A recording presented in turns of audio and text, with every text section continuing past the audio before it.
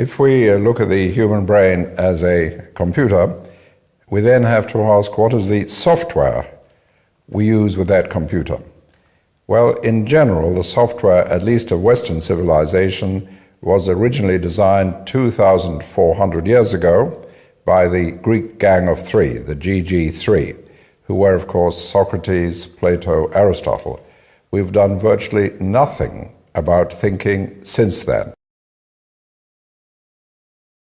Creative thinking is a skill. It's not just a matter of individual talent. It's not just a matter of sitting by the river and playing Baroque music and hoping you get inspired. That's very weak stuff. 2,000 years ago, China was way ahead of the West in science and technology. They had rockets and gunpowder and such things. What happened?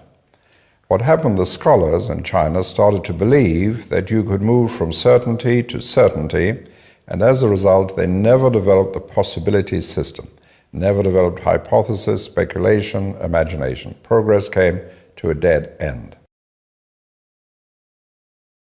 One of the very important things about creativity is that the new idea, the creative idea, must have value. Far too many people who believe they are creative think that just being different for the sake of being different is creative. It is not, and that is what gets creativity a bad name. So if you look at a door and you say doors are normally rectangular, let's make a triangular door. Now, unless you can show value for that, that is not creativity. That is just being different for the sake of being different. Now, one of the reasons people are reluctant to be creative in general is that if you try out an idea and it doesn't work, that is regarded as a mistake. Now, a big deficiency in language, certainly in the English language, is we don't have a word which says fully justified venture, which for reasons beyond your control did not succeed. So anything which did not succeed is called a mistake, and people don't like mistakes because that stands in the way of their promotion and their career.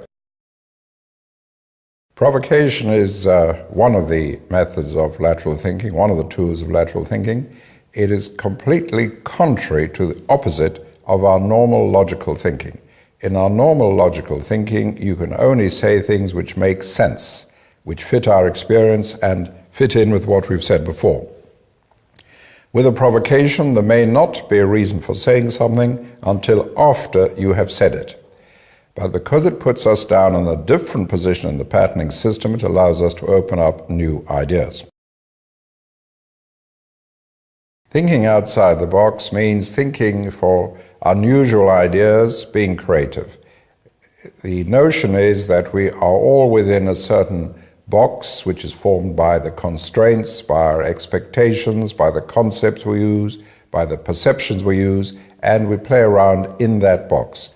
So thinking outside the box means escaping from, breaking out of the box to change concepts, change perceptions, change constraints, change rules, and develop new ideas. It means developing an idea which would not have been expected in our usual behavior, in our usual thinking.